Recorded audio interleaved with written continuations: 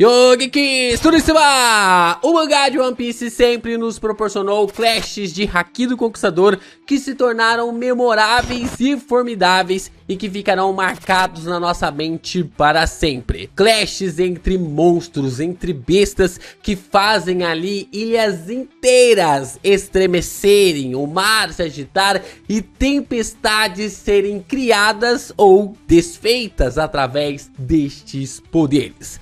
A questão é que Roger e Garp não se encaixam muito bem nesse processo deste clash padrão, o que os coloca dentro de um novo patamar, o de um clash assassino. Vem entender mais sobre essa perspectiva desses dois malucos depois da vinheta.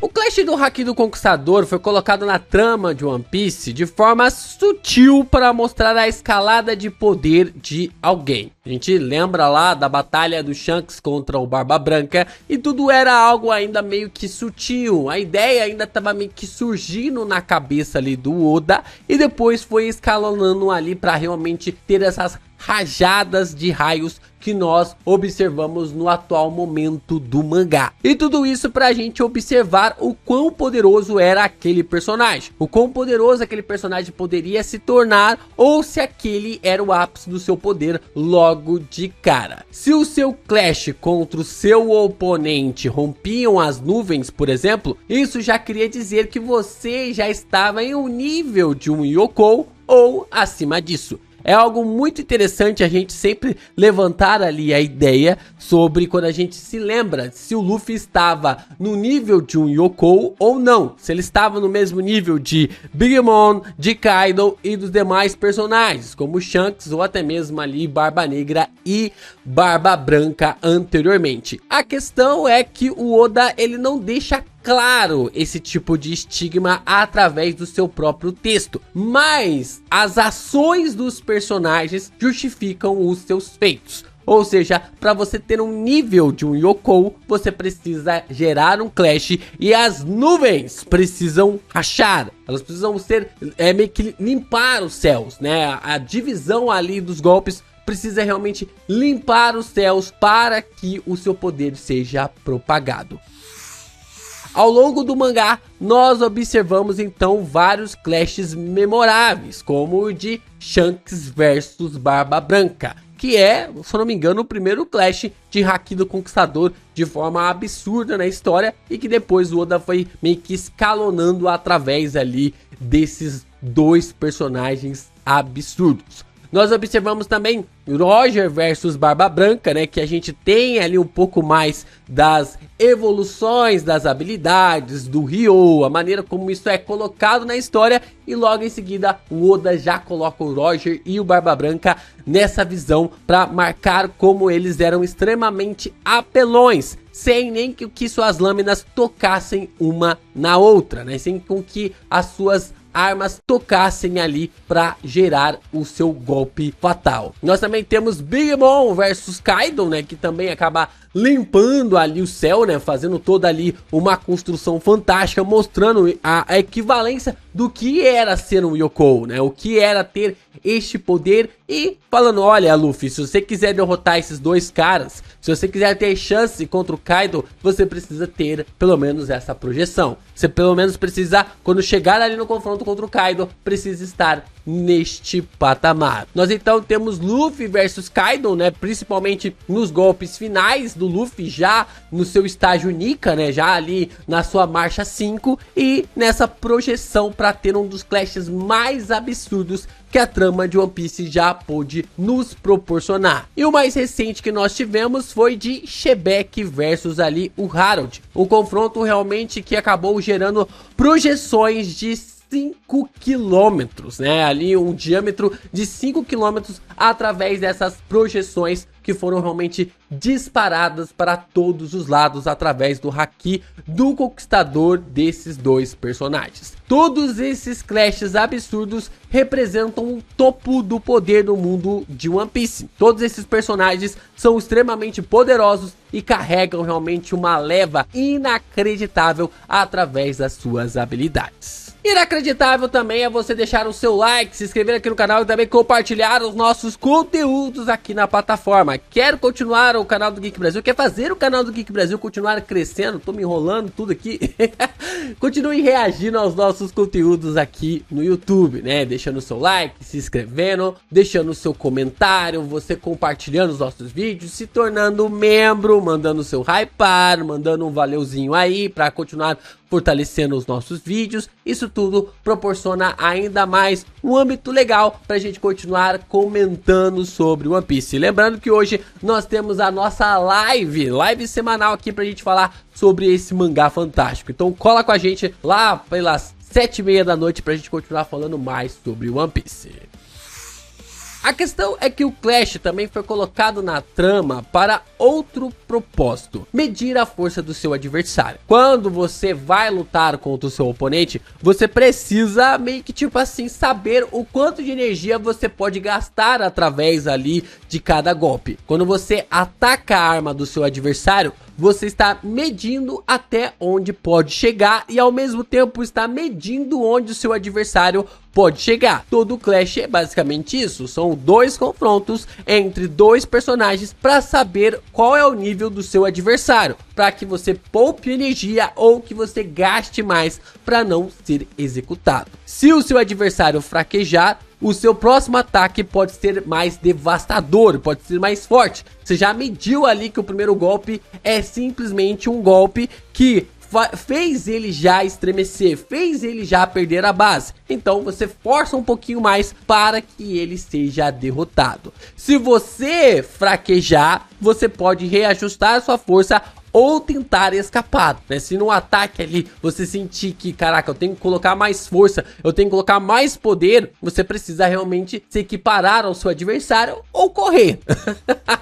Ou correr também é uma opção. Se for ali igual, né? Se for uma disputa igual, como normalmente os clashes de One Piece são, por exemplo, Roger e Barba Branca, também ali o Shebek versus o Harold, dá pra ter uma noção de que a habilidade vai escalar até um dos dois perderem. Então, basicamente, tudo que nós sabemos sobre os clashes de One Piece até agora é ligado a essa percepção, para você medir as habilidades do seu adversário. E é através do clash que a gente consegue ver, através dessa defesa e desse ataque para medir o poder do seu adversário, que nós temos a propagação das rajadas de haki do conquistador para tudo quanto é lado. Porque quando está medindo, as projeções vão acontecer, né? Então quando você está medindo ali as habilidades do seu adversário, as projeções vão rolar. Porque ao mesmo tempo que você está tentando aumentar o seu poder, está tentando aumentar a sua força, o seu adversário também está fazendo a mesma coisa. E assim vai raios para tudo quanto é lado. Foi assim que aconteceu nas disputas ali do Roger contra o Barba Branca, do Luffy versus o Kaido e também do Shebek versus ali o Harold. Nós observamos todos esses raios, essas projeções de rajadas do haki do conquistador para tudo quanto é lado, porque definitivamente essa disputa estava acontecendo. Essa disputa realmente estava rolando para focar e idealizar as suas habilidades para tentar derrotar o seu adversário, para tentar acabar ali com o seu adversário. E normalmente sempre rola ali um empate e os dois são jogados ali para longe. Mas, meus amigos, essa base não funciona com o clash assassino ali de Roger versus Garp. Por que a gente tá chamando de clash assassino, né? Por que não é um clash normal? Por que definitivamente tem algo diferente nesse clash aqui do Garp e do Roger com os demais que a gente já viu aqui na obra? Porque os dois atacam para matar os seus oponentes e tentam sobreviver com a resistência dos seus próprios corpos. para que possam atacar com todo o seu poder sem se preocupar com a defesa. É uma maluquice que somente esses dois podem proporcionar. Tanto o Garp quanto também o Roger, praticamente quando se enfrentam, eles abdicam de suas defesas totalmente para derrotar o seu adversário com apenas um ataque. Eu não sei se o Roger vai fazer isso com mais alguém, mas o caso aqui é muito específico entre o Garp e o Roger, mostrando como definitivamente é um Clash assassino. Esse é um Clash totalmente diferente do que a gente viu até agora no mangá de One Piece. E precisa prestar atenção nesses detalhes para entender o porquê que Garp e Roger, quando estão lutando um contra o outro, eles são completamente malucos. E falando em detalhes, a gente já consegue ver um pouco mais sobre as habilidades dos dois, porque com a alma selvagem, que não é a habilidade mais forte ali do Roger, ele consegue ali imbuir a sua mão, né? A gente pode observar que a sua mão está escurecida, né, através do haki do armamento, e ele também imbui a Ace, que é uma das espadas de grau supremo. Então nós temos tanto a sua mão quanto também ali a Ace com o haki do armamento, né? Já ia falar haki do conquistador, calma lá.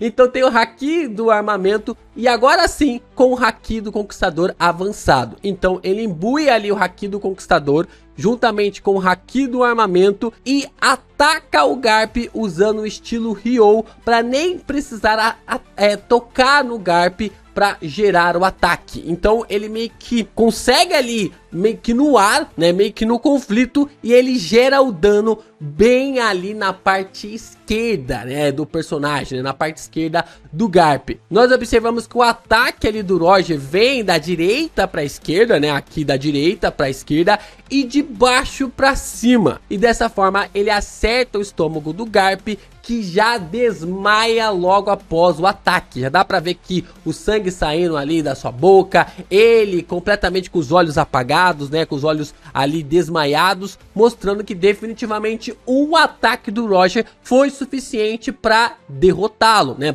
não para derrotá-lo, mas para causar realmente ali um feito para nocauteá-lo. Do outro lado, nós temos o punho meteoro do Garp. O Garp, então, o que ele faz? Ele imbui o seu braço direito com o haki do armamento junto ali do haki do conquistador avançado, né? Esse haki do conquistador avançado é com muitas aspas, porque não tem nada disso em One Piece. A gente usa só haki do conquistador avançado só para separar o nível ali do tipo de haki do conquistador, para facilitar o entendimento. E com o Ryo ele acaba atacando também o Roger sem nem conseguir acertar, né? Ele ataca no ar e já consegue acertar ali o Roger bem na cara. O ataque vem de cima para baixo, ele acerta a face ali do Roger sem nem mesmo tocá-lo, fazendo-o desmaiar imediatamente e entrando em nocaute. Por isso que eu tô falando para vocês que é um Clash completamente diferente dos demais, porque ambos não miram em outros lugares a não ser os pontos fatais dos seus adversários, principalmente se for no caso aqui do Roger e também do Garp,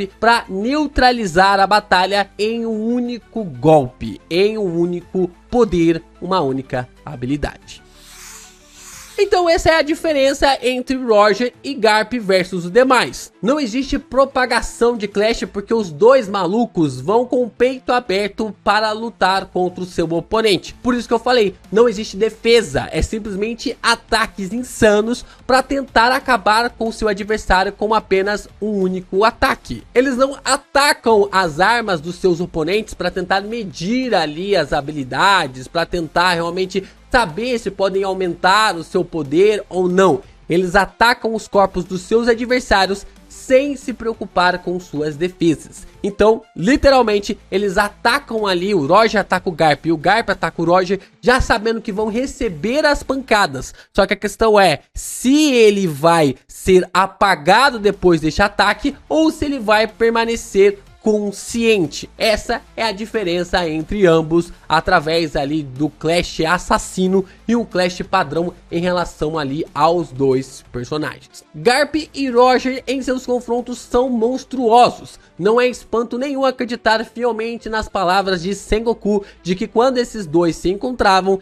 eles lutavam até a morte. Era apenas um único hit, mas se um não estivesse preparado para o outro, ele poderia morrer naquele momento. É por isso que o Sengoku fala, né, que tipo, eram ataques, eram confrontos mortais. Porque se o Roger não estivesse preparado para quando o Garp aparecesse, e se o Garp não estivesse preparado para quando o Roger aparecesse, um levaria o outro à morte. Só que essa resistência natural dos seus corpos fizeram eles sobreviverem. Natural eu digo através dos treinamentos e evoluções por causa das demais batalhas. Então eles iam com tudo através desses ataques sinistros sem se preocupar tanto assim com a defesa. Mais uma vez reforço que isso só é entre a relação de Garp e Roger e Garp, visto que o Roger não faz o mesmo estilo de ataque contra o Barba Branca. Fantástico o que o Oda fez aqui com esses dois, de uma forma completamente insana e maluca. Ele consegue meio que tipo hypar esses dois. Ele conseguiu hypar esses dois, não ainda na mesma proporção do Shebeck, né, porque o Shebeck ainda tá um pouco acima em relação ali ao Garp e também ao Roger, mas o fato é que essas comparações vão sendo colocadas para nós aqui sobre como tanto Shebeck quanto também Roger e Garp estão em níveis completamente diferentes. E aqui fica bem claro que ambos já se conheciam, né? Tanto o Garp quanto também o Roger já se conheciam há algum tempo. Agora é descobrir quando e como começou essa rivalidade deles, né? Quando começou essas provocações. Curioso para saber o que um aprontou ali para cima do outro para que tudo isso pudesse começar, né? Para que toda essa confusão de gato e rato finalmente pudesse acontecer. Quais são suas apostas? O que o Roger fez pro Garp? O que o Garp fez pro Roger? Deixa aqui nos comentários pra gente continuar discutindo, dando risada e ao mesmo tempo hypando esses dois personagens absurdos.